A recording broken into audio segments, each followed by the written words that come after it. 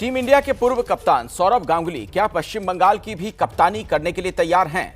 ये सवाल फिर इसलिए उठ रहे हैं क्योंकि कल यानी 7 मार्च को पश्चिम बंगाल में प्रधानमंत्री मोदी की रैली होनी है, जिसमें सौरव गांगुली के जाने की अटकलें लगाई जा रही हैं। लेकिन इस बारे में सौरव गांगुली के दिमाग में क्या कुछ चल रहा है, ये जानने के लिए हमने गांगुली के करीबी, उनके खास 4 यारों से बात की। गांगुली की पॉलिटिकल पारी पर देखिए हमारी ये खास रिपोर्ट।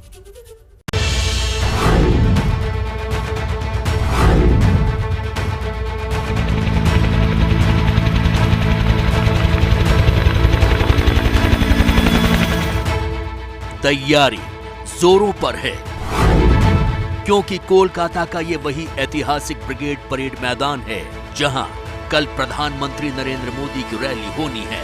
लेकिन बंगाल के चुनावी घमासान के बीच जितनी चर्चा इस रैली को लेकर हो रही है, उससे कहीं ज्यादा अटकलें उस खास मेहमान को लेकर लगाई जा रही हैं जो इस रैली में आकर बंगाल चुनाव की दिशा बदल सकता है, और वो नाम है सौरव गांगुली।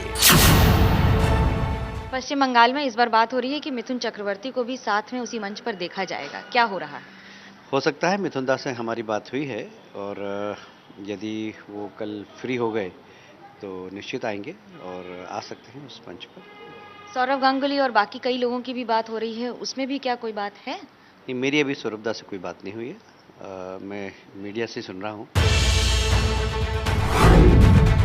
टीम इंडिया के पूर्व कप्तान और बीसीसीआई के अध्यक्ष सौरभ गांगुली क्या ब्रिगेड परेड मैदान की रैली में आएंगे?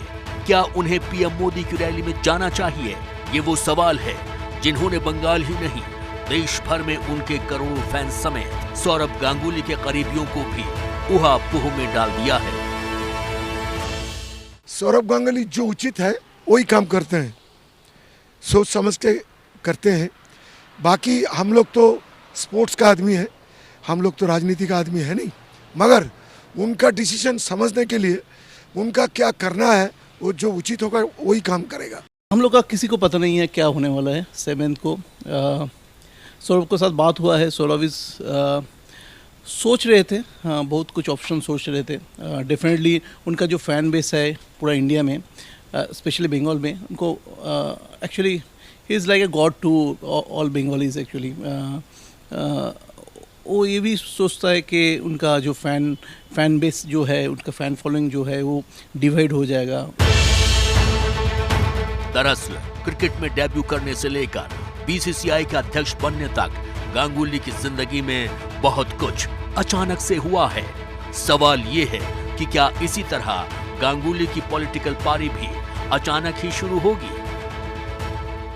ऐसा देखा हम उसको इनिशियल स्टेज में, उसको कभी कोई कुछ थिंग स्मूथ नहीं हुआ। मैंने श्योर सिलेक्शन, इजी सिलेक्शन जो सचिन का था, पहला अजहरुद्दीन का था, ऐसा नहीं। मैंने he has been struggle and got on the side and improve. तो क्या राजनीति में ऐसा ही कुछ हो सकता है? फैसला उनके हाथ में है कि वो राजनीति में आएंगे या नहीं, लेकिन क्या लास्ट मोमेंट को एंट्री भी हो सकता है, ऐसा संभावना है आपको लगता है? देखिए, ये तो उसका इंडिविजुअल चॉइस है। राजनीति and cricket ground totally different thing. तो ये मेरा बोलने का ठीक नहीं है। तो हमको मालूम नहीं है वो क्या करेगा, अप टू हिम। तो lot of here and there चल रहा है, कुछ ना कुछ। सौरव गांगुली ज्वाइन कर रहा है भाजपा में।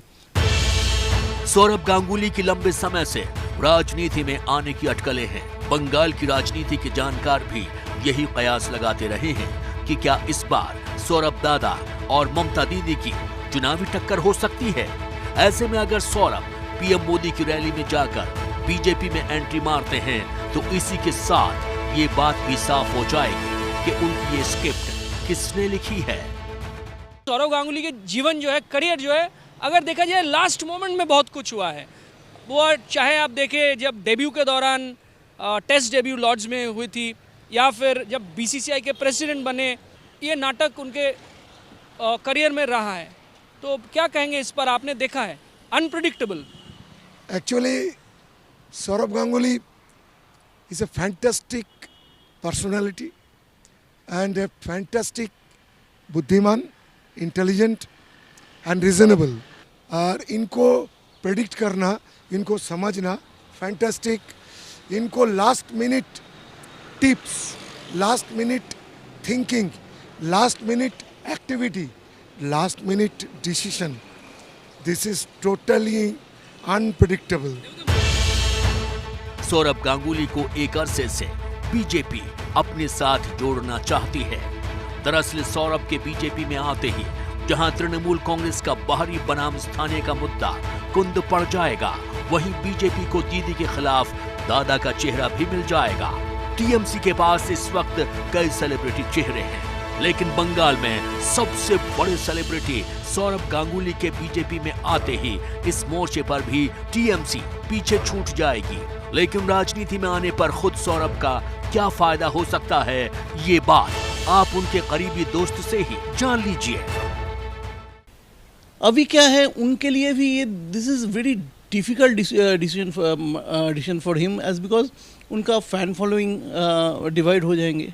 लेकिन उसके साथ ये भी है कि this is chief ministership is such an offer और पावर कि आप अगर सोसाइटी को बदलना चाहते हो, आप अगर कुछ करना चाहते हो आपके सोसाइटी के लिए, ये आपके पास बहुत बड़ा एक अपॉर्चुनिटी भी है। ओवीओ सोच रहा है, ओवी ऐसा नहीं है कि वो ये सोचा नहीं, लेकिन अल्टीमेटली क्या करेंगे वो तो वही जानते हैं। बंगाल की राजनीति और खुद सौरभ गांगुली की जिंदगी में भी पिछले कुछ दिनों में बहुत कुछ बदला है। पिछले दिनों माइनर हार्ट अटैक के चलते वो अस्पताल में भर्ती भी हुए। यही वजह है कि अब राजनीति की राह पर स्वास्थ्य भी उनके लिए एक बैरियर बन गया है।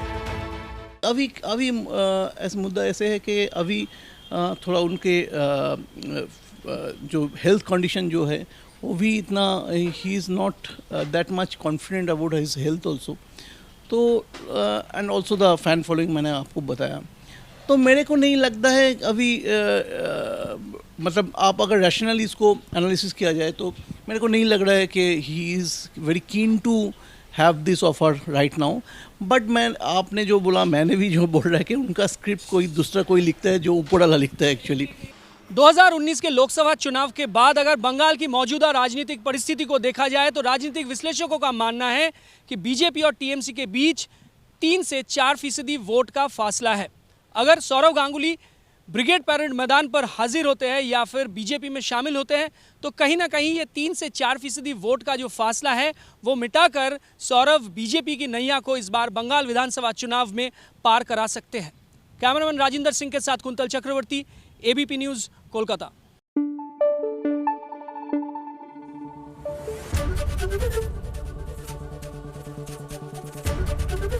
एबीपी न्यूज़ आपको रखे आगे।